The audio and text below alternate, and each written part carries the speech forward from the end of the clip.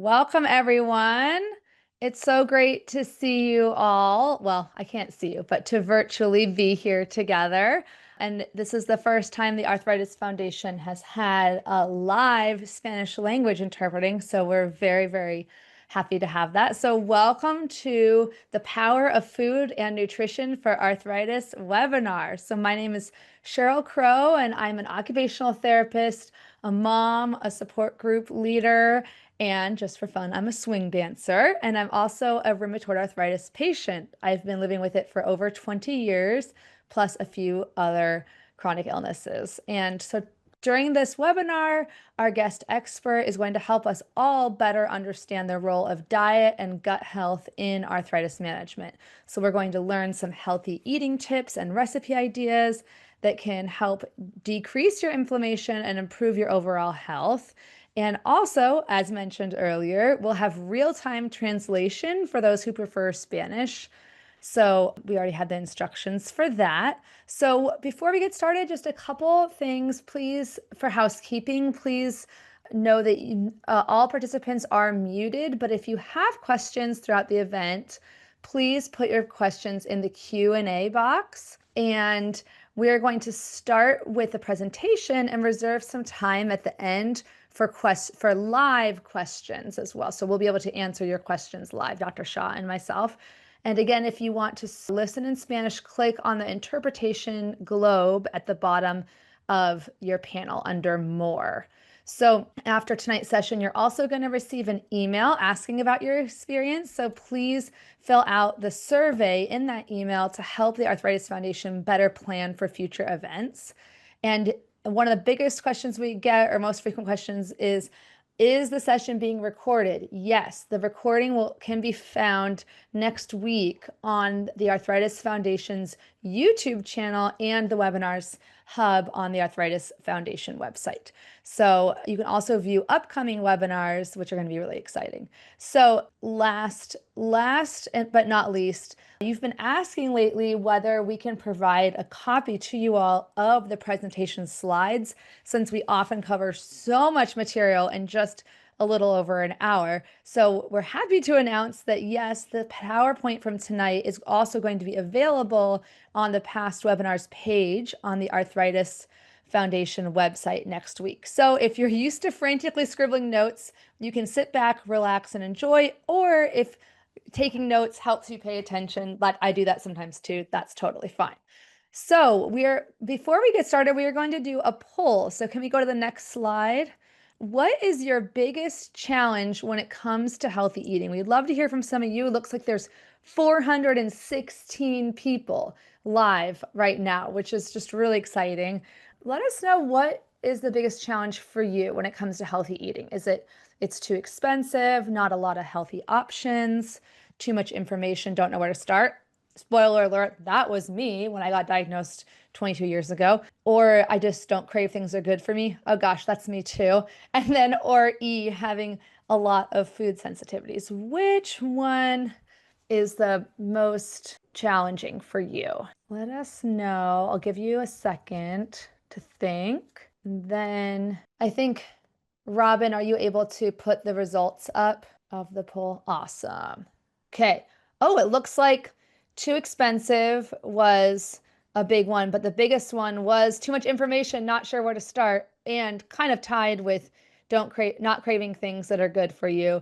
So today we are going to give you, it's an irony, we're going to give you more information, but hopefully the more information will actually help you feel less overwhelmed and less like you have information overload, because Dr. Shah, spoiler alert, is really wonderful at helping distill down what are the most important things for us to remember when it comes to nutrition and arthritis. So next slide. Thank you, Nick. We have lots of volunteers coming together. You're going to learn evidence-based eating tips for arthritis tonight, the role of gut health for inflammation, and basic meal planning ideas, plus a little bonus at the end. I'm an occupational therapist as well, and I'm going to give you a little bit of a window into some kitchen life hacks and gadgets that might help for the mechanical part or of the food preparation. once you figure out what you want to eat, sometimes you can't open the silly container to actually get it. I don't know if you relate to me on that, but okay, next slide. So tonight's webinar is going to focus strictly on healthy eating for arthritis. We also have a lot of other webinars on topics like including, reducing pain, improving sleep, improving exercise on the website. So just remember arthritis.org to go see some of those past wonderful webinars. I saw someone mention a question about support groups. There's also support groups available on arthritis.org. Okay, so next slide. I'm so happy to introduce Dr. Neha Shah. She is a wealth of information on all things integrative rheumatology. So being an integrative rheumatologist means she looks at the whole person, not just the disease. And she focuses on how lifestyle factors like nutrition, sleep, stress, and mindfulness can make a real positive difference in managing rheumatic conditions like gout, RA, rheumatoid arthritis, lupus, psoriatic arthritis, and others. So she also explores complementary therapies alongside evidence-based medicine. So she knows a lot about things like botanicals, yoga, meditation, other things that can improve our quality of life. Of course, today the focus is going to be nutrition. And she's board certified in lifestyle medicine and has advanced training in functional medicine and is even currently training in Ayurvedic medicine. So we are so lucky to have her tonight, all the way from Stanford, California. Let's put our hands together. Wait, we have arthritis, so might hurt. Put your hands gently together for Dr. Neha Shah. I'll hand it over to you. Thank you so much for the very, very warm welcome, Cheryl. I really appreciate it. Y muchísimas gracias a Cristian y Flor por haciendo Thank you for that. And so just as of note, please note that this talk today is for educational purposes only, and it's not to replace the medical advice you get from your own providers, whether that's your rheumatologist or your primary. So please talk to them before you make any changes to your plan. Next slide. So let's start with why diet matters. Next. I'm super excited because honestly, talking about food, it's one of my favorite things. And the wonderful thing about food is, yes, it is, it tastes good, it nourishes our body, but it also fights inflammation. And what exactly is inflammation? Of course, we need it. It's our natural healing response, and it's meant to repair and protect our body. For example, if we get a viral infection or we get a cut or a burn. But in autoimmune disease or localized in osteoarthritis, that inflammation can get a little out of control and not get a stop signal. So we have great ways to tame arthritis inflammation. We, of course, have our 6 pillars of lifestyle medicine: stress management, sleep hygiene, exercising, maintaining a healthy weight, limiting our exposure to environmental toxins, connecting with our loved ones, and what we are going to focus on today, eating a healthy diet. Next. So what can a healthy diet do for us? It can, of course, re-empower you. Many people end up getting a diagnosis of rheumatoid arthritis or lupus and can sometimes feel helpless, but I want to put some power back in your hands. And so you can control what you put into your body. A friend of mine loves this saying, garbage in, garbage out. And so with food, if we nourish ourselves with healthy things, of course, it's going to have an impact. It can overall lead to better gut health, which is not only important for arthritis inflammation, but we know that our gut is so important for so many things in our body, including what we call the gut-brain axis, so our mood and our mentation, how much we can focus on things. And of course, we know there's a big connection between the gut and really everything else: cardiovascular health, cancer risk, etc. So lastly, of course, it can lower inflammation, which again is not only good for your joints, but inflammation is the driver of a lot of different health concerns. So it can help with heart disease, diabetes, many other issues that folks with arthritis deal with. What diet cannot do by itself is be a complete substitution for prescription medications, especially for autoimmune conditions like rheumatoid arthritis and lupus.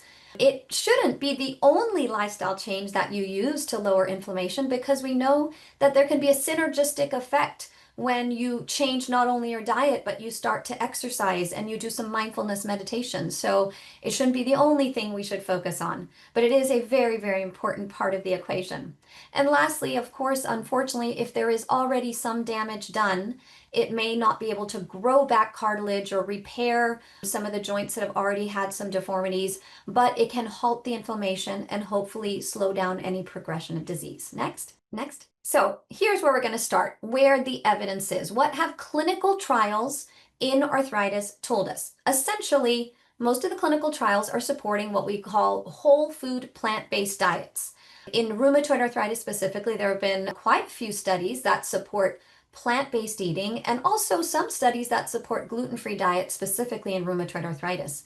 When we're talking about osteoarthritis as well as rheumatoid arthritis, we like to promote what's called the Mediterranean-like diet. And the like is added there because we're very mindful that not everybody comes from Italy or Greece or the areas that are in around the Mediterranean, but the quality of the Mediterranean diet, which is using 100% whole grains like quinoa, brown rice, and whole wheat, beans, lentils, peas, legumes, nuts, extra virgin olive oil, a lot of fruits and vegetables, and of many different colors.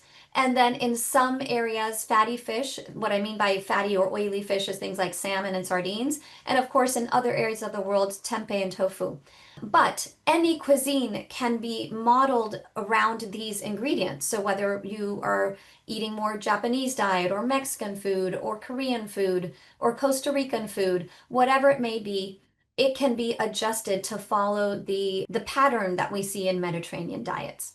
Next. So what is it about the Mediterranean-like diet that is so beneficial? It's that it is so chock full of fruits and vegetables and different spices that it offers a lot of phytonutrients. And what we mean by phytonutrients are special chemicals that are in our fruits and vegetables and spices that can help reduce inflammation, can protect our cells from damage. So it basically blocks what we call oxidative stress, and you might have heard the term antioxidants. It can help support a healthy immune system. So things like zinc and vitamin C that are super important to help not only fight infections, but to help calm down inflammation. And it can also, of course, lower our risk of chronic diseases like cardiovascular disease and diabetes. So I encourage, again, not just this rainbow of fruits and vegetables in your diet, but also including spices in your daily cooking. And what's nice about spices is that they are a free upgrade to your food, meaning you can add spices without adding more calories, without adding saturated fat, but it just elevates the food to a different level. It just makes it taste better. So some specific spices that I want to give a shout out to are, of course, my two favorite from Ayurvedic medicine, which are turmeric and ginger. They're anti-inflammatory, and ginger in particular can help a lot with digestive issues. It's great for people who suffer from nausea. Cinnamon, which interestingly can also lower blood sugar. So if you have diabetes, then do an extra shake of cinnamon in your morning oatmeal.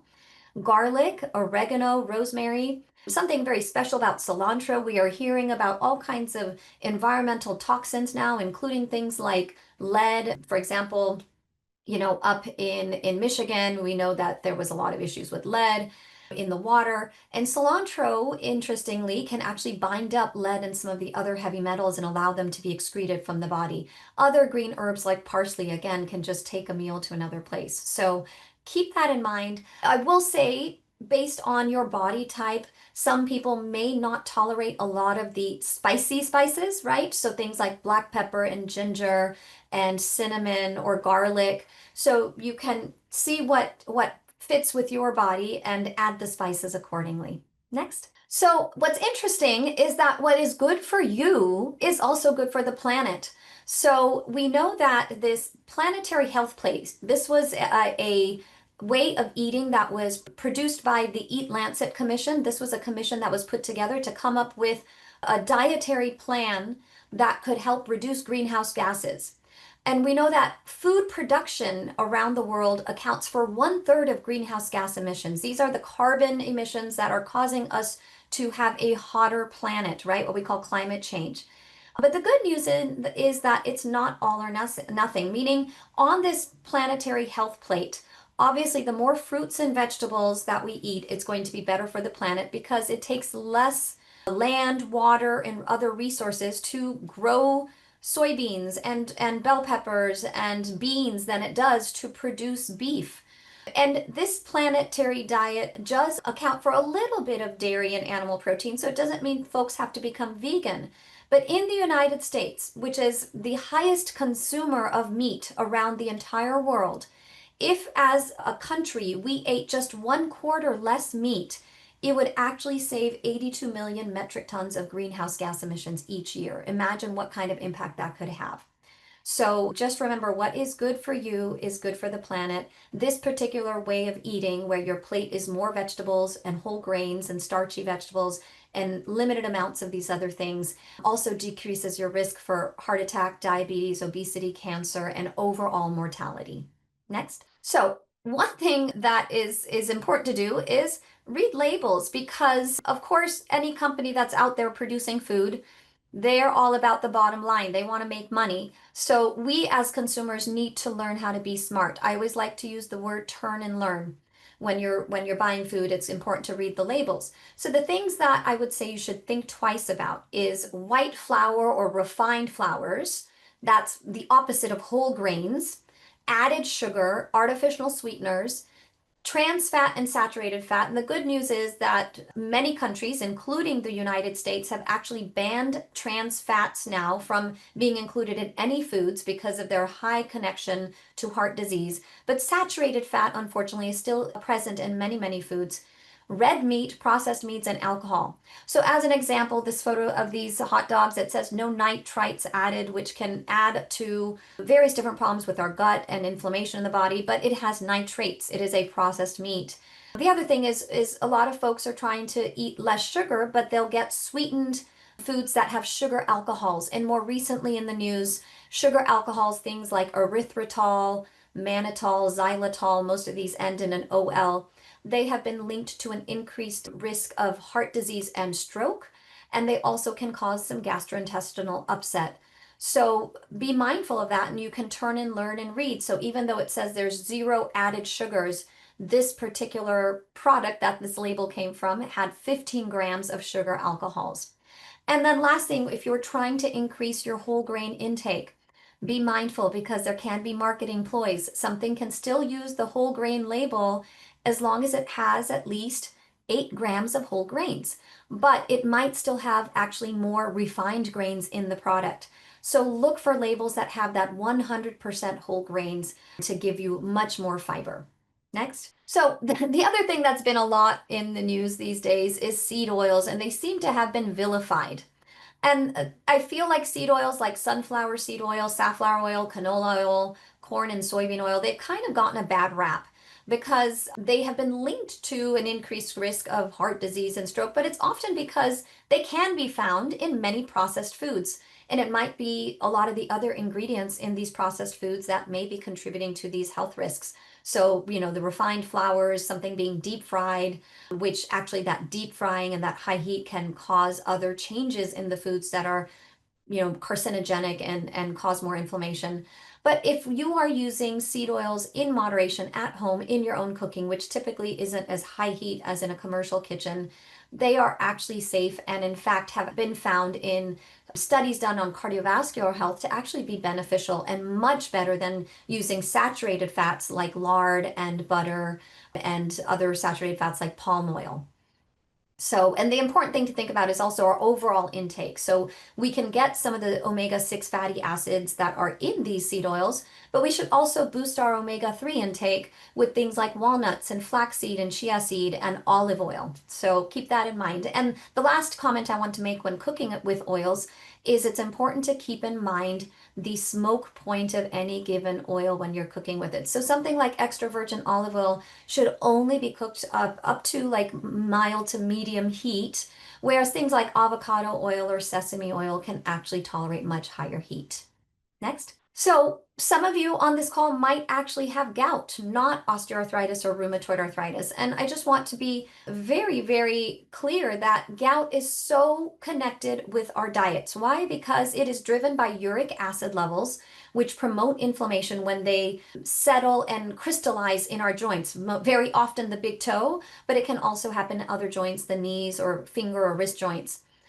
So a high fiber diet with lots of fruits and vegetables is very helpful in gout patients, but specifically for gout patients, they should really be avoiding what we call purine rich foods. These purines are protein subunits that get metabolized into more uric acid or urate. So meats and seafoods, alcohol, sugar, high fructose corn syrup, which is in so many processed foods, these all contribute to more uric acid. Of course, if you have gout, a lot of times there can be other things contributing to the uric acid, like your kidney function, or maybe just genetically you make more uric acid. So the medications in gout, like allopurinol and febuxostat, are very important to help keep that uric acid level down. And of course, maintaining a healthy weight and being physically active is also very important. Next. So I get this question all the time.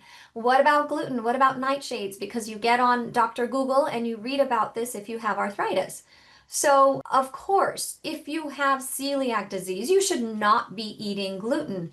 But I do encounter quite a few patients that even if they do not have celiac, they may have what we call non-celiac gluten sensitivity. As I mentioned, there are some small studies in rheumatoid arthritis that showed that there were a subgroup of patients that responded to gluten-free diets, and those patients actually showed lower levels of antibodies against wheat. So I typically recommend to my patients to give it a try if they have an autoimmune inflammatory arthritis. There's very little evidence to show that gluten-free diets will help with osteoarthritis. Specific with nightshades, again, there is limited to no research studies looking at nightshades and arthritis, whether we're talking about autoimmune inflammatory arthritis or degenerative mechanical arthritis. But again, every patient is different, and what the nightshades are, in case you're wondering, are tomatoes, bell peppers, or anything in the pepper family, potatoes, and eggplant. So again, little research for me to comment 100% in one direction or the other, but every patient is different. So I say check it out and try it out. Next. And again, the same questions come up about dairy. Again, there's conflicting research. There are some studies suggesting dairy may be beneficial for things like osteoporosis, or a low-fat dairy included in the diet might be helpful for heart disease. But there's other studies that are showing the conflicting evidence in the opposite direction.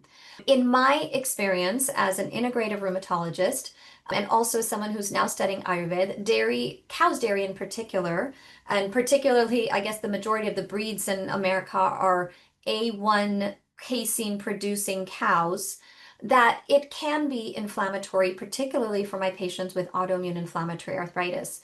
But that dairy sometimes, if it's been converted through fermentation into yogurt, for some patients, even that dairy yogurt, if they don't tolerate drinking a glass of milk, they might tolerate dairy yogurt. The nice thing is that in this country, we actually have access to non-dairy healthy alternatives like organic, unsweetened soy milk that can be used as an alternative. Next. So this brings us to the big question. Should you try an elimination diet? Again, the American College of Rheumatology's official guidelines for the non-pharmacologic management of rheumatoid arthritis did not recommend trying an elimination diet. But as an integrative rheumatologist who's been doing dietary interventions with my patients for more than 10 years, almost 15 now, I do think it can be very helpful, particularly with patients who have autoimmune inflammatory arthritis. I think the elimination diet may be less beneficial, for example, with patients who have osteoarthritis. So in those patients, though, however, even if you have osteoarthritis, I do think cutting down on pro-inflammatory foods like red meat can be very beneficial, and adding more fiber to your diet can be very beneficial. There are studies in osteoarthritis that show that.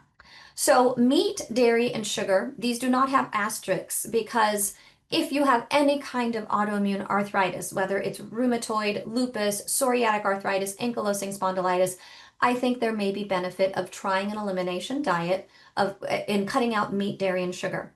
These other things that have the stars are there because in my clinical experience with my patients, I have found wheat and gluten to be more problematic in my lupus and rheumatoid arthritis patients, but many of my psoriatic arthritis and ankylosing spondylitis patients tend to be more sensitive to eggs and poultry. So if you wanted a starting point on where to try an elimination diet, it would maybe depend on what your diagnosis is. And then again, the nightshades, the tomatoes, bell peppers, eggplant, and potatoes. I encourage patients to keep a food journal first and just be mindful of what you're eating. If you wake up in a flare, then think about what you ate in the 24 hours. If you had a ratatouille with potatoes and tomatoes and eggplant one night, and the next day you have the worst rheumatoid arthritis flare of your life, it's possible that you might be sensitive to nightshades. So next slide, please. What I typically recommend patients to do, if folks are super motivated and in particular are not at risk for eating disorders like anorexia, because I want to be very mindful about that. Elimination diets can lead to disordered eating in some patients. What I recommend is you can either do several items all at once, or you can just pick one item like gluten. You can aim for eliminating for 4 to 6 weeks, and then sometimes it's very obvious that that was a major cause of inflammation. But if it's not, you can add the item back for 2 meals and then pay attention not only to your joints but other things. How is your gut doing? Are you bloated? Do you have more energy? Are your sinuses stuffy? Are you do you have brain fog? And I would say just reintroduce for 2 meals and then follow for 3 to 5 days to see how you respond to that. Next. So the reason why I think elimination diets often work in some patients with arthritis is because it comes down to gut health. Next. And so the main component of our gut, and actually of us as human beings, is actually the microbiome. These are all the bacteria and fungi and viruses that live in and on us. They play a huge, huge role in human health. The number of bacteria cells that are in and on our body actually outnumber our own human cells as a factor of 10 to 1. And again, like there is so much more research now being done on the gut brain axis, for example, and what impact our microbiome has on our mood and our cognition, whether we are depressed or we're anxious. It's not just the digestive tract that the microbiome is important for. And of course, it is very, very important for our immune function, how well we are able to fight off infections and also how much inflammation there is in our body. And the interesting thing about the gut, and this is why I think I don't, everyone who's on this call, or if you all have rheumatoid arthritis, I don't have, here's the probiotic you should take, because this microbiome is like a fingerprint. It's very individual to you. So what probiotics might be helpful in one patient might not help another. Next. And so I always go in with the presumption that any patients that I'm seeing who have autoimmune inflammatory arthritis that is actively flaring, they have some degree of what we call dysbiosis. This is what we call an unbalanced or a messed up microbiome. And so if your microbiome is unbalanced or you have dysbiosis, some clues could be that you actually have gut symptoms. You could have bloating or gas, abdominal pain. You could present with, chronic constipation, or the flip side, have diarrhea. A sign that we look for in Ayurveda is that some people can have a whitish or yellowish coating on their tongue. That can be suggestive that their gut isn't working properly. Some folks can experience fatigue or brain fog, or can have skin rashes of various types, acne, eczema, or psoriasis. And as I mentioned, this gut-brain axis is so important. People can present with anxiety or panic attacks or depression. So those are just some clues that if you have any of these things, talk to your doctors about figuring out what is wrong with your gut. Next. And in the meantime, what can you do on your own? And that is increase the fiber in your diet, because fiber is so, so important to our microbiome and to our health. It adds bulk to your stool, so it can relieve constipation, but can also hold stool together better if you happen to have diarrhea. So it works in both directions. It feeds our bacteria in our gut. We have bacteria that ferment fiber, and when they ferment it, they make something called short chain fatty acids, which not only improves our mucosal lining in the gut, the inner lining, what people refer to as leaky gut if it's leaky, that fermented fiber actually makes the food for the cells that make our gut lining. It can help with nutrient absorption. And also, the other concern nowadays is all the environmental toxins we may be ingesting, pesticide residues, things we're breathing in. The fiber can bind those out and help take them out of the body. It can get rid of carcinogens. But if your gut is not used to having a lot of fiber, just start slow to allow your gut to acclimate. And as you can see, there's two main types of fiber, soluble and insoluble. And so just know that basically any plant food can have one or both types of fiber, and both types are equally important to have in your diet. Next. So the other thing that's been all the rage lately is fermented foods. And the reason for that is fermented foods, I like to think of them as functional food. They are truly food as medicine, is because not only do they have fiber, which we call the prebiotics. Prebiotics are things that feed our gut. They feed the bacteria that are beneficial for our health. But they also have probiotics. So these are the live good bacteria that turn cabbage into sauerkraut, that turns soybean paste into miso, that turns milk into yogurt, which, by the way, you can actually turn soy milk into yogurt or coconut milk into yogurt. So you can culture non-dairy milk.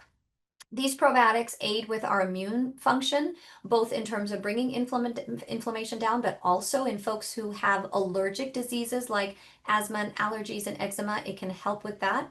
It overall can reduce inflammation, again, because it helps produce more of those short chain fatty acids and supports our gut microbiome.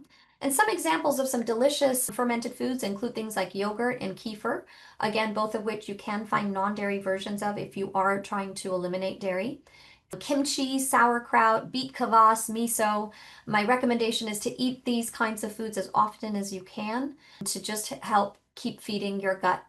And then the stuff that those bugs, those probiotics like to eat are what we call insoluble fiber. These are indigestible by humans. Some of the fiber that's present in garlic or onions or bananas or jicama or in oats.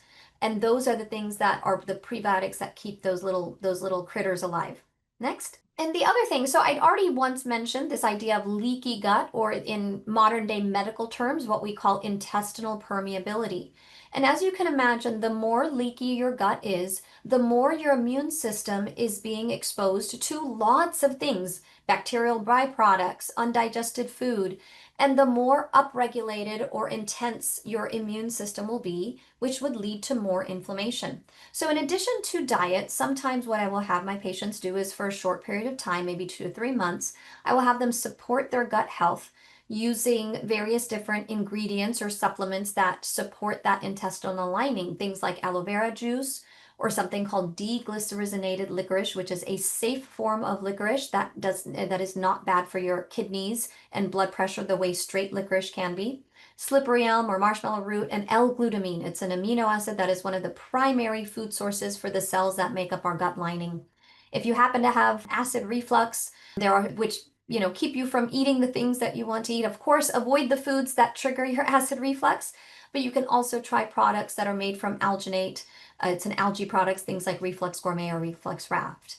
And I would be remiss to not mention the other pillars of lifestyle medicine that support our gut. So getting proper exercise, sleep, managing your stress levels, maintaining good relationships, especially if you have pets. There are studies that show that folks who have dogs and cats have healthier microbiomes.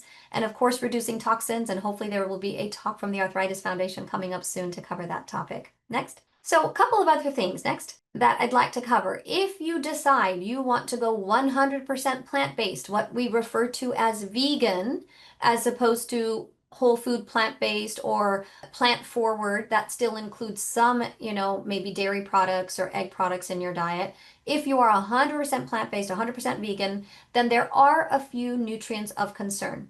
Specifically B12, which the only, I guess, vegan source of B12 is nutritional yeast. So if you are 100% plant-based, you should be supplementing your B12. Iron, again, it's a depends. If you are a younger patient who is still, a younger woman who is still menstruating, then iron supplements may be something that you might need to take to keep up with monthly losses, but also you may not be getting enough dietary wise. Zinc and iodine, a few other, the essential amino acids, the key there is actually mixing foods. So there are some essential amino acids that may not be available in black beans, but they are available in rice. And so you can eat black beans and rice, and that is actually frequently a cultural staple in many countries. So mixing some of our foods, black beans and rice, pinto beans and quinoa, that can help meet all those essential amino acid requirements. Some of the essential fatty acids I already mentioned, the chia, the olive oil, the flax seeds, the walnuts, those are high in those omega-3 fatty acids if you're not doing fish oil. And if you want to do a supplement, then you can get algae-based omega-3s that have all the same healthy omega-3s that fish oil offers, but derived from algae. Of course, calcium, vitamin D, and choline, which if you don't include soy in your diet, then you might become choline deficient. Otherwise, soy products do have choline. I would recommend getting some of these levels like zinc and B12 and vitamin D checked by your primary care doctor and then supplemented accordingly. Next. So what can we do to improve some of the nutrients? Because so there are all kinds of, I think fear-mongering infomercials that say beans are chock full of lectins, don't eat them. But I would say beans are a staple part of the diet of some of the healthiest populations around the world. So if some of you might have heard of the blue zones. This is Daniel Buettner's work where he found the healthiest populations around the world and what they ate. And he found that pretty much all of the populations like Okinawa, Japan, Ikaria, Greece, they all included beans in their diet. You can soak them overnight for 8 hours, drain the water, boil those beans for at least 12 minutes. Some beans take longer. Other things that you can peel and bake them, blanching your greens, like so cooking them in hot water for 2 to 3 minutes can get rid of some of those anti-nutrients like oxalates.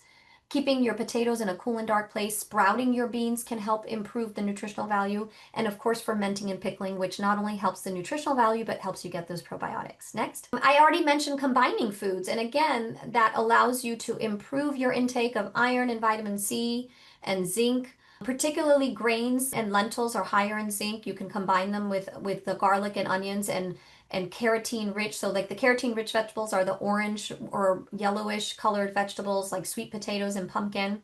And then again, if you add some fat to your diets, like olive oil, it allows you to absorb some of those fat soluble vitamins. Next. So again, in terms of actual numbers, these slides will be available to you. So I'm not going to go through each and every one of these, but do have some of your levels checked if needed. But these are the recommended intake. The one thing I do want to comment on is the protein, because I feel like there's a bit of a protein obsession in this country and people think they need way more protein than they actually do, which is why they're eating so much more meat than they actually need to. And so the actual recommended recommendations for protein intake is 0.36 grams of protein per pound of body weight, which actually comes down to approximately 46 grams for the average size woman and 56 grams for the average size men.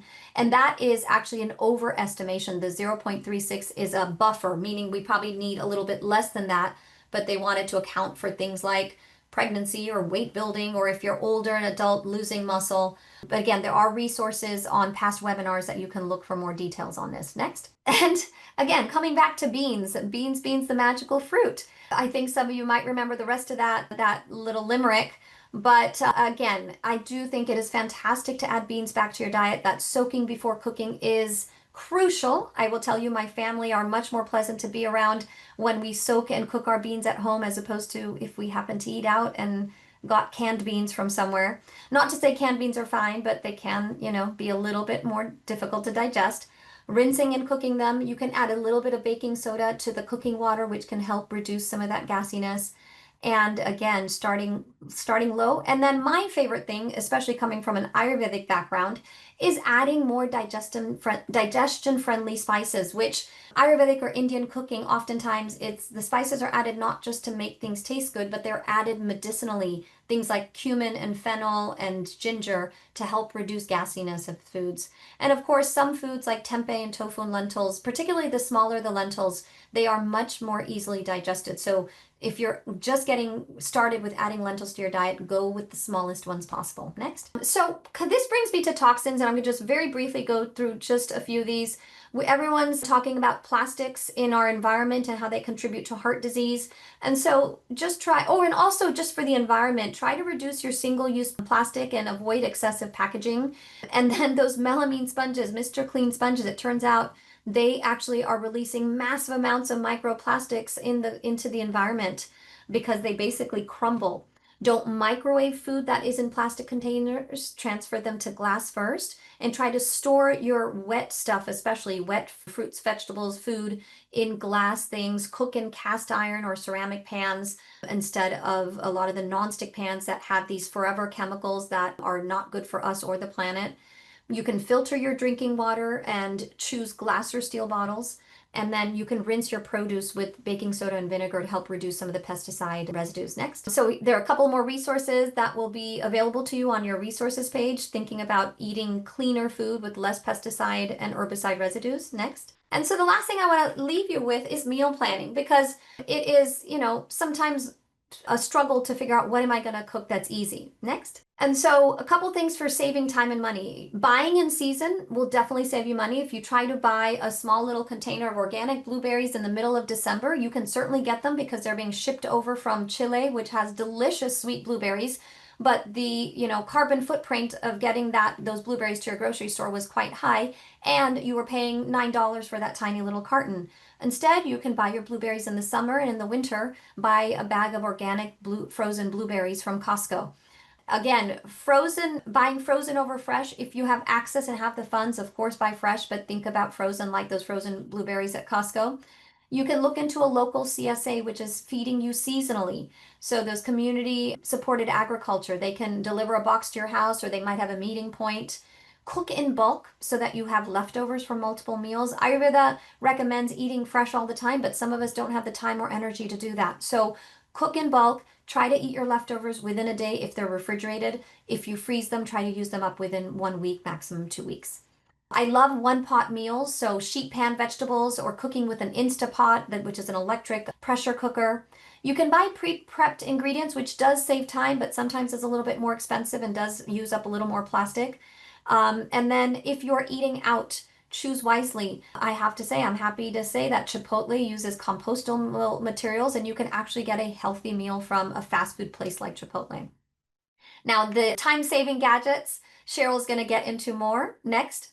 And I want to say, just again, meal plan, like do your shopping and prepping on a Sunday and plan out your meals for the whole week. And with that in mind, I wanted to give you some examples. Healthy eating, I'm going to quote Mr. Drescher from the Culinary Institute of America, that healthy eating can be unapologetically delicious. So that idea that healthy food tastes like cardboard is so far from the truth. So here are a couple of examples of breakfasts and snacks that you can do, and these recipes to make these will be available to you in your resources. Next, some other meals for lunch. Again, sweet potatoes and black bean quesadillas using nutritional yeast instead of regular cheese. Nutritional yeast has a nice cheesy flavor to it. It gives that nice umami flavor. So if you're missing, massive amounts of cheddar on your quesadilla, try some of that nutritional yeast. And what I would say about salads is that some people's GI tracts, what we in Ayurveda refer to as your digestive fire, you may have very strong digestive fire and can eat raw salads. For those who have a harder time digesting foods, I would recommend doing a quick saute of your best and favorite salad and eating it like a warm salad so that those greens are somewhat wilted. You will digest them more easily. Next, again, a couple of samples for dinner. And again, we are giving you some of these recipes. And these recipes are also available on the Arthritis Foundation website, as well as some PDFs from the American College of Lifestyle Medicine. Next, and a few other resources. Again, these will be available for you at the resources page at the end of our talk. Next. My last and final point, because I just gave you a lot of information and it may seem overwhelming. So this is one of my favorite quotes from one of my favorite authors, Michael Pollan, who wrote the great and wonderful book In Defense of Foods. Eat food, meaning real food, not processed food, not too much, mostly plants. I'm going to pass the torch to you, Cheryl, so you can give everybody some tips in the kitchen. Wow, that was so much great information. Thank you so much, Dr. Shaw. And, I know there's so many questions in the chat. Please feel free to ask any more if you have questions for me as an occupational therapist and a rheumatoid arthritis patient as I go through a couple of slides here. I also wanted to explain, if you don't know what an occupational therapist is, I like to joke, we're like if a psychologist and a physical therapist had a baby. So we do some work in mental health, and we also help people with different disabilities or challenges. And our real goal is helping you improve your life skills or your ability to function in the context of your life and removing barriers to that. So let's go to the slide, because one of my favorite things, I joke sometimes I have a master's in life hacks. Now, it is more complicated than that. But, one of the things I think about as somebody with rheumatoid arthritis, which unfortunately is, classified as a progressive disease, we can slow down that progression through our combination of, medical treatments and lifestyle. But if we're not vigilant, it will progress over time. So things we have our control over, in addition to like, the foods we eat, is the amount of stress and strain we put on our joints during everyday activities. So using a life hack, a gadget, or a assistive device can actually help protect your joints from having those overuse injuries. And so I have so many on this slide here, but one of the hardest things for me, I actually have a little bit of osteoarthritis in my thumb in addition to rheumatoid arthritis. is twisting things and getting things open. I don't know. I'd love to see all your hands, but I can't see them. But like raise your hand if you also have been personally victimized by like a jar you couldn't open. So I have all sorts of these gadgets and daily living aids at home. And I just put a few pictures of them. The needle nose pliers are really good for those tiny little tabs on like the top of a water bottle container or something like that. One of the things I use a lot, and you can see in this picture, is this Kitchen Mama Epic multi-opening aid. Nick, are you able to stop sharing the slide for a second so I can show a real life demonstration? Now, this is just a can of chicken soup that I had in our, this is like for emergencies when not feeling well. So I'm not endorsing chicken noodle soup. This probably has like 5 times your daily sodium. But a cool thing is, these kind of things are hard when your fingers are sore. So you can use this multi-tool. Oh, I always do things upside down and backwards accidentally. You can use that to help you open it. And it makes it so that you're using what we call like a whole arm movement rather than relying on your tiny little finger joints, which are often sore and overstressed because of your arthritis. Okay, awesome. Can you project the slides again, Nick? Thank you so much. Keeping you in business over there.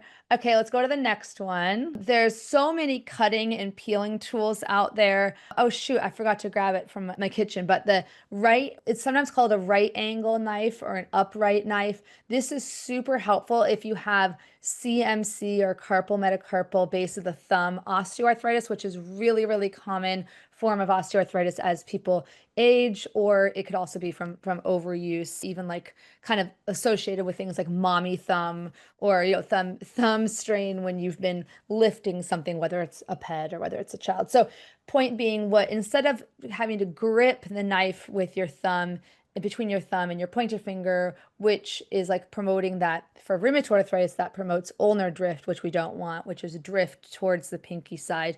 You hold it upright. You're keeping your wrist in a more neutral position. That's more ergonomic, just like my little mouse here, my computer mouse keeps my wrist in a neutral position. You can have a knife that does that too. So there's little tweaks you can make throughout the day, or swapping your regular kitchen items with what you might have to look for: adaptive equipment, adaptive knives, adaptive scissors, alternate designs of these products that are specifically designed to take the strain off your finger joints. Because we have to know, first of all, from Dr. Shaw, what are we going to cook, but then we have to actually physically be able to cook these items. So the second thing, I put a picture of one kind of ergonomic scissors. I also have these loop scissors, which you might recognize these from like kindergarten classes or something like that.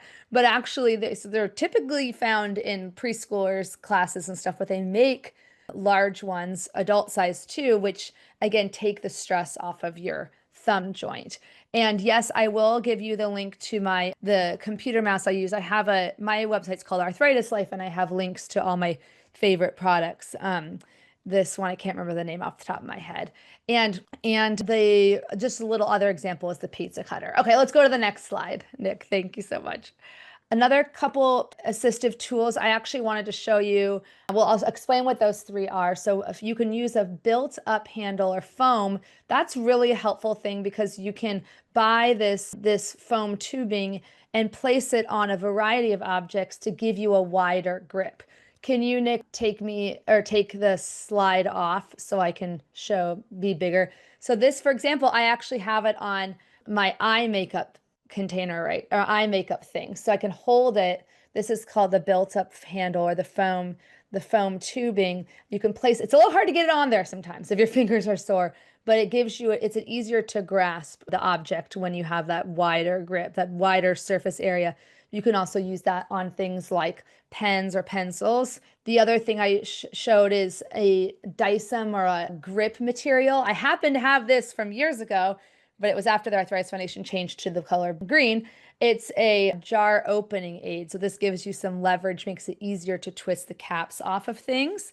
And there's also one-touch opening aids. This is the Kitchen Mama one. I don't want to use it because I don't want to open a bunch of stuff right in front of my computer, because I don't trust myself to not spill everything everywhere.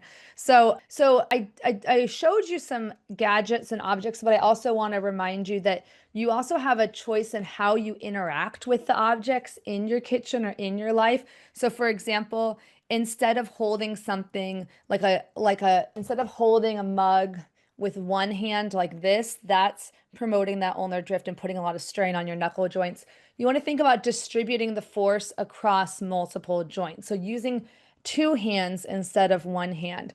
And I have organized my kitchen so that the most heavy stuff, like my KitchenAid mixer, those are easy to reach on the counter as opposed to having to constantly be lifting things. Oh, can we go back to the slides?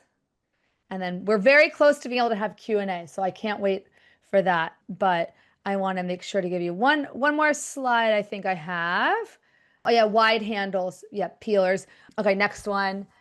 Yeah, I also use, and I'm sorry, I realize that's plastic. That's not good, but I have lightweight storage containers that are easier to open and close for leftovers. I'm not a huge foodie when it comes to regular meals. I love desserts. I'm a big fan of the Great British Baking Show. I like sugar, so I'm like I have to do things in moderation kind of person. But what I found is making things right now every single morning. I have to make it simple. I have a smoothie every morning. It has a lot of the stuff Dr. Shaw talked about. It has chia seeds, it has blueberry, I have freshly grated ginger, I have almond yogurt, protein powder, and it's a little bit of turmeric. And like that gets my day started on a good note. And then I won't feel as guilty later if I have like chocolate chip cookie or whatnot. And so making it as easy for yourself as you possibly can is that's what helps me. If I set myself up to be like, oh, I have to eat the perfect diet, I'm gonna get like disappointed in myself and feel like a failure. So there's a whole mental side of this, which we got to keep in mind. But okay, back to the point of, protecting your joints, protecting your hands, using whole arm movements if your hands are sore. And like, yeah, I might buy something at Costco because it's like, for example, the thing of blueberries, because it's cheaper to buy it that way. But then I might put it into a smaller container so that I don't have to keep lifting and straining my joints that way. And I also do strength train a few days a week because I do want to build up my muscles, but I want to challenge them in ways that are appropriate, not just random. Okay. So yeah, someone's talking in the chat about, or the questions about holding your phone. That's a great point.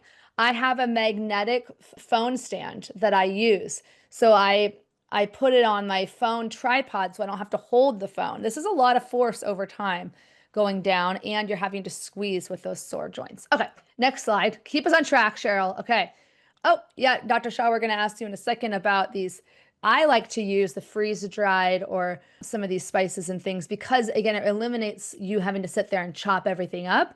Or you think about workarounds, delegating to someone else in your family, getting grocery home delivery if you can, using a stool in the kitchen if you have fatigue, which is really common with inflammatory arthritis, like autoimmune arthritis. Okay, next slide. I think that's the last one. That's my website. So Life Arthritis Life, standing for Life Hacks, Interviews, Fun, and Education. So it's arthritis.theenthusiasticlife.com. Sorry, it's kind of long. And I do have lots of videos and social media videos of me using these different devices and hacks. And I also have my own podcast and educational programs. So I'm happy to talk more about that later if people have questions. But let's go to the greater Q&A. So I think, oh, you make sure if you have further questions, yeah, you use the helpline. I think, Robin, are you going to come, or no, I can say this part. Okay. Keep in mind that, yeah, if you have questions that we didn't have time to get to, please go to the Arthritis Foundation's helpline, which is arthritis.org/helpline, or you can email helpline@arthritis.org. And so first question, so Dr. Shaw, you can take yourself off mute. Yeah.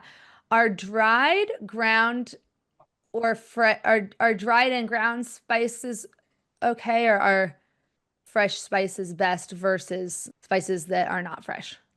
So I say mix it up because one, it's sometimes difficult to get fresh herbs year round. I live in California. Sadly, I don't have the greenest thumb, but many of my friends and neighbors do. So they grow their herbs in their backyard or in a window herb box. And there's something nice about some of those green herbs like basil and parsley and cilantro. But a lot of the other ones, dried basil, some of the phytonutrients actually get concentrated in the drying process. So use what you can get your hands on. Just add more spices. I love that. And this is a caveat to everything we've been talking about. It applies not just to rheumatoid arthritis, but to all types of arthritis. I think Dr. Shah did make some differentiations at times because the research can be a little different because the disease process is different sometimes between osteoarthritis and rheumatoid arthritis. So maybe research might have been on one group versus the other. But these dietary interventions are beneficial for both, from what I understand. How much do I need to eat of a certain spice to see the benefits? So that is a good question. I would say from an Ayurvedic standpoint, because that's what I'm studying right now. In Ayurvedic medicine, nothing is done in a silo, right? I think that's the Western medicine approach is, find an extract, put it into a capsule, it's 500 milligrams, give it to someone twice a day and measure the effects. But, I don't want to forget that food is not just for our mouth and our body, it's nourishment, but it's nourishment for our souls. So there aren't exact numbers that I think that we can study, and we also can't put a single spice into a silo because you're eating food, you're doing lots of different things, right? It's not just the turmeric you're getting in your diet, it's the cauliflower that you sprinkled it on. It's the spinach that you're eating with it, it's the chia and the flax. So it's really difficult to put that into a dose as a single thing. Yeah, I think that's so true. And I was just reflecting the other day that, like, yeah, it's the first thing, our first sensory experiences when we're born. There's like skin to skin contact, right? And then we feed. That's like one of the very first primal ways we get, soothing in the world. So there's so much more than just the science part of it. So I love that. Are there any harmful effects of eating too many plant estrogens? For people, or I don't know if this is the same question, but for people with thyroid problems, should they eliminate plant estrogen? Okay, so phytoestrogens are present in largely in soybeans and soy products, but in all honesty, there have been actually very extensive studies done on the risk of breast cancer, particularly in countries like Japan, where they have a high soy intake from a young age. And in fact, they have a lower rate of breast cancer than we see in the United States. So those plant estrogens actually bind differentially to the estrogen receptors and do not actually increase your risk of breast cancer. So that's that side of the phytoestrogens. And in fact, you can actually, there are some studies that show some benefit for menopausal symptoms, much milder than sticking on an estrogen patch if you're having hot flashes. But there can be some benefit in menopausal symptoms with the inclusion of some soy products in your diet. With the thyroid, and you'll have to forgive me because I just wanted to make sure I gave you the latest science on soy Mhm. foods like tofu and soy milk and edamame. These are whole soy products. And for most people who have thyroid issues, the soy is totally fine to take. I will say soy is also present in many other processed forms and sometimes in patients who are on levothyroxine, particularly if they're eating their soy nearby or like around the same time that they're taking it, you might see some fluctuations in the TSH. So, I think moderate soy intake, having some soy products 3 to 4 times a week is probably safe for most patients, even those who are on medications. But you can, of course, if you're including or adding soy to your diet and you're concerned, you can have your TSH checked by your primary care doctor. But I would hesitate to tell someone to limit soy intake because there are so many health benefits of soy. Thank you. Thank you so much. That's super, super helpful. I have to say, like, I've had rheumatoid arthritis over 20 years, like I said, and I'm a patient educator and support group leader myself. And of all the different lifestyle interventions, I think diet and nutrition is the most often confusing and overwhelming one. So you've really helped demystify it a bit. So someone said too many beans are inflammatory. Oh, that's me too. Inflammatory for me, even if they've been pressure cooked. I can't figure out if it's the lectins or the carbs. This is not me. Sorry, I'm reading the question now. I was vegetarian for years and can eat beans without digestive issues, but the next day you'll flare if you eat too much. I wonder, what do you Hmm. think about? Is that something that we can suss out? Yeah, I mean, so one, I would say maybe we just need to work on gut health and get your gut a little healthier. Maybe you have some leaky gut and things can be done to support that. And I would say again, also some of it might be adjusting your own microbiome and starting with the smaller lentils like yellow lentils or mung beans or red lentils and slowly graduating to the higher beans in smaller amounts too. And as you do that, your own microbiome may adjust, your own gut flora may change, the lining of your gut may get healthier and you may be able to tolerate some more beans without flaring. That is unusual. It's not something I hear often is increased beans causing more flare in RA. Yep, that's I think you make such a good point though that your gut can change a lot over time. I had to have a registered dietitian tell me that because I was like, well, no, I can't eat this certain thing because it always caused me problems in the past. And she said, well, we've done all this work. We've treated you for SIBO or SIBO. We've treated you for all this stuff. Your gut may be stronger now. And I was like, what? This is amazing. So yeah, I think understanding that it's like a growth mindset, it can get better. Exactly. Our bodies have such an innate ability and an intelligence to heal itself that, right, what you might not have been able to tolerate a while back, things can change, your gut can get healthier, your microbiome changes, and you might be able to tolerate it in smaller amounts. Awesome. Someone else asked about what are the best beverages for arthritis? Is tart cherry juice worth it? Okay, so in general, I would say the more you can stay away from like the double caramel macchiato at your local coffee Yeah. shop that's chock full of dairy and sugar, like that's going to promote inflammation. Green tea in particular can be anti-inflammatory and antioxidant. So many benefits of the EGCG phytonutrient in green tea. So being able to add that to your daily intake. My personal favorite from an Ayurvedic standpoint, something called CCFT, particularly if you have a lot of digestive issues. The CCF stands for cumin, coriander, and fennel, three very simple Oh. spices, and you can brew them, and they are excellent for digestion. Now, tart cherry has some interesting data. I think for a long time, people were touting tart cherry for gout. Now, tart cherry, it's a dark fruit. Any dark fruit like cherries and blueberries does have very special phytonutrients that are antioxidant and anti-inflammatory. But does it actually lower uric acid levels? Should you be downing tons of tart cherry juice if you have gout? I would say the effects on uric acid levels are negligible, very small at most. So it's not going to be a cure to gout. Good to know. What about the recommendation for perimenopausal women to eat their ideal weight in grams of protein? Danielle said, I find it really difficult to get that much in, but I don't want to lose muscle mass more than you already have.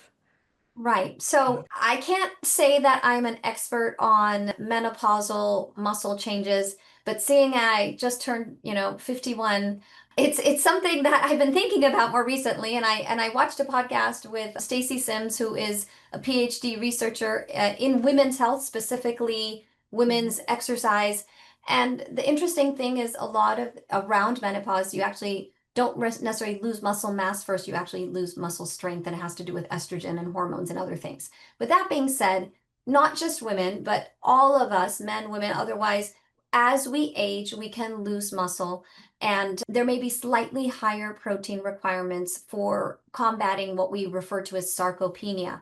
But it's not a massive amount of protein, right? So that 0.36 grams per pound, that still has that fudge factor and wiggle room built into it, even to account for some of those increased needs later in life. Yeah, that's really good to know. I mean, for those of you who don't know, by the way, I'm 44 and that doesn't matter if you know that or not. But I recently learned that perimenopause can be like 10 years. For some reason, I didn't realize that. I thought it was like a year or something. So perimenopause is like before you become menopausal. So you're like, oh, wait, I'm like already in that window. So I'm reading a book called The Menopause Manifesto by Dr. Jen Gunter, an OBGYN. She's a fearless advocate person and she's great. So another question is there's somebody who has said they were a picky eater. They've been told to eat more protein.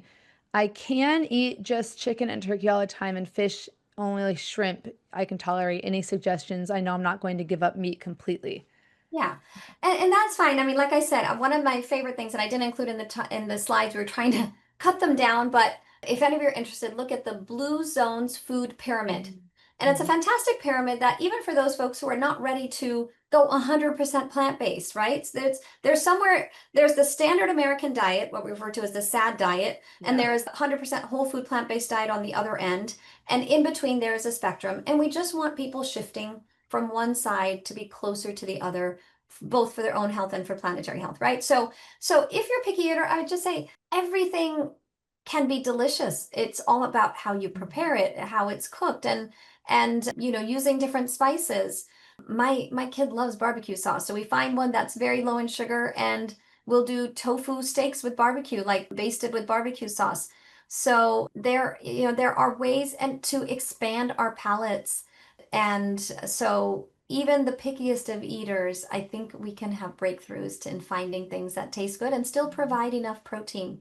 And then, one of the things I didn't focus a lot of time on is nuts and nut butters.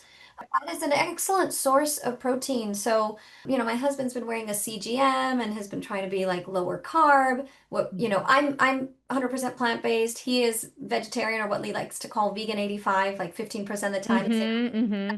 Cheese, doesn't eat a whole lot of eggs, but we'll include some dairy here and there. But he's always looking for some more protein. So for a quick snack, he used to reach for nachos. He would put a plate of chips with, just smothered in cheese in the microwave, and that's what he would eat when he was hungry. But now he reaches for sliced apples and eats it with a bunch of peanut butter, like 2 tablespoons of peanut butter. And so he gets Mm-hmm. the fiber, and an apple a day keeps the doctor away, Ben Franklin, right? And he gets the protein from the peanut butter. So there are lots of ways to get around that. It's just a matter of expanding your palate.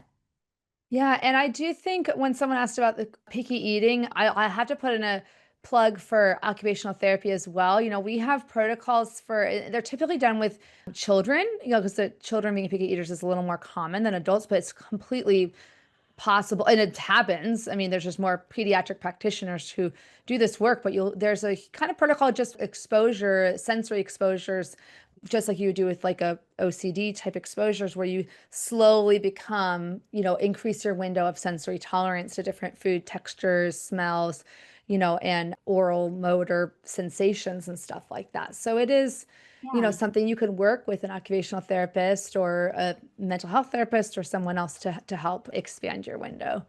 Well, So, and just, totally a little bit off topic for arthritis, but just coming back to the foods, a plug-in for breastfeeding, because there have been studies that show that the more variable diet a mom has, and if she nurses her mhm. child, that child will actually have a palate for a wider variety of foods. Interesting. Okay. I think you mentioned the meat substitutes versus you, because you said that, there's lots of soy-based meat substitutes, Oh, right?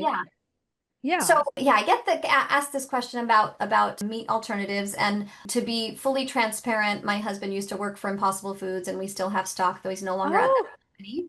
okay. But that being said, Dr. Christopher Gardner, who is a food nutritionist at Stanford, if any of you watched the Netflix series "You Are What You Eat," where he did the twin study, Hmm. some of them on an omnivore and some on a 100% plant-based diet, he actually did another study that was called the Swap Meat Study, where they had some folks doing, the regular diet with regular meat. I think they were just doing turkey and chicken, and another group that was doing 100% plant-based meat, and found that cholesterol, inflammatory markers in the blood like CRP, or specifically high sensitivity CRP, and a few other things they looked at. They might have looked at the microbiome. Despite the plant-based meat alternative being a processed food, they actually saw benefits of eating that over regular meat. Really good to know. Okay, last question. Want to respect your time and the time of all the people still, the 359 people still here. You get a badge for staying to the end. Fish oil versus real fish. And do you have a recommendation on best supplements? Okay, that's a can of worms I just opened. Okay, so I don't want to tell you wrong, because I've actually not reviewed the literature to see if there have Mhm. actually been head-to-head studies between actual fish intake versus omega-3s. I would say the one benefit getting your omega-3s from a supplement is that you're avoiding some of the ocean-based toxins that get taken out. And I do, have some concerns about the sustainability of some of the fishing practices around the world. So one of the resources that is shared in the slide deck, kind of has some answers to those questions about the sustainable practices of eating fish, and which fish are healthier to eat with fewer toxins. But if you were to ask me, I did recently find a very nice EPA, and particularly more than DHA. DHA is very important for brain development, but EPA for cardiovascular health. And you can get prescription fish oils like Lovesa to help with cardiac health, which is frequently a concern for a lot of patients with arthritis. But Doctor's Best is a company that has an algae-based omega-3 supplement. So for folks like me who are plant-based who don't do any fish, I'm using this one. And it actually, surprisingly, compared to most omega-3 supplements out there, actually has a higher amount of EPA than DHA, which we don't see frequently. And then Boswellia. So my more recent training as in Ayurveda has me more convinced about the safety of using whole Boswellia supplements as opposed to things that have just the active components extracted in them because Mother Nature includes in her packaging of different plant things the safety features, right? So sometimes people say, oh, turmeric can cause liver problems and gallstones. Maybe if you're taking it in massive amounts and not in a food way and not in, or, liver damage, or taking extracts of curcumin without all the protective packaging of whole turmeric. So the same goes with boswell, ashwagandha, several of these other herbs. A lot of these supplements from the Ayurvedic tradition are not necessarily meant to be taken long term. They might be meant to be taken 2 to 3 months. And it's very dependent on your Ayurvedic body type, whether a specific herb is appropriate for you. So, I practiced rheumatology in terms of supplements a little bit differently several years ago. Now I've changed Mm. my practice a little bit, so I'm not always universally recommending, Boswellia or things like that to everyone.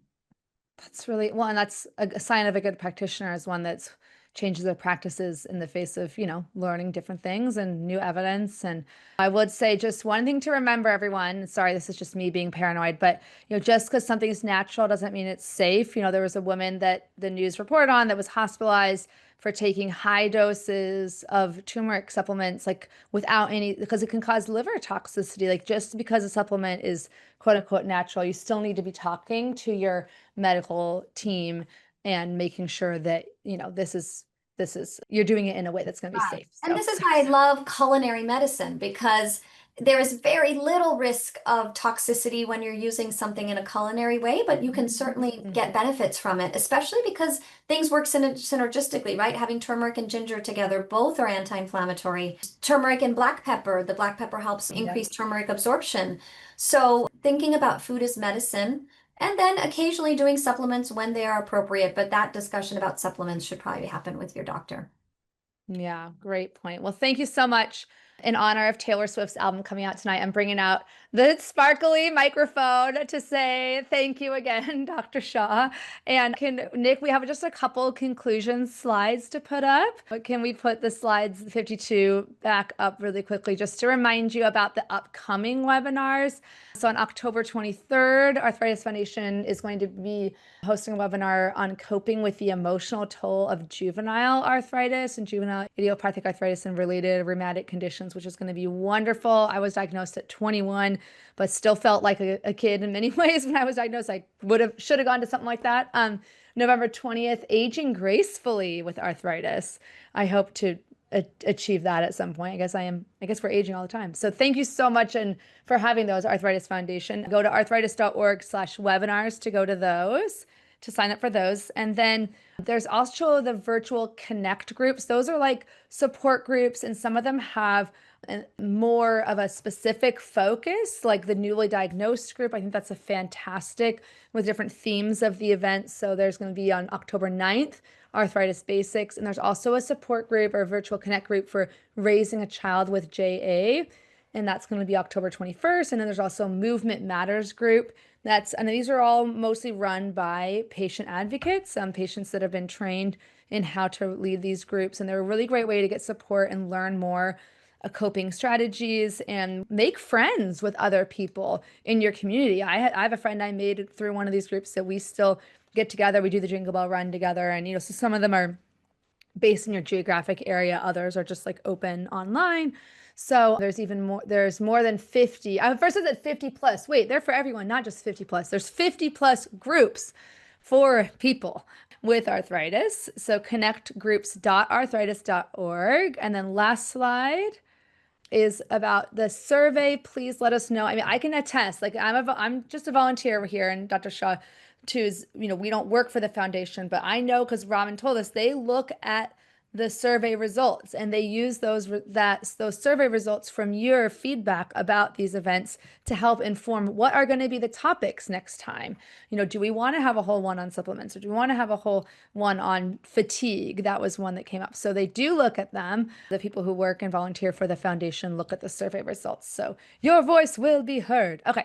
Thank you all so much for joining. I want to thank the Arthritis Foundation staff as well for their fantastic work. This, as you might have heard earlier, it will be recorded, or it is recorded. It will be on YouTube. Oh my gosh, and thanks to our interpreters. Sorry, Dr. Shaw and I are fast talkers. Thank you so much. Gracias por la ayuda. For, how do I say lo siento? Is that sorry? I can't remember. Sorry for speaking más rápido. Very sorry. Thank you all so much again, and we'll see you at the next webinar. All right. Bye-bye for now.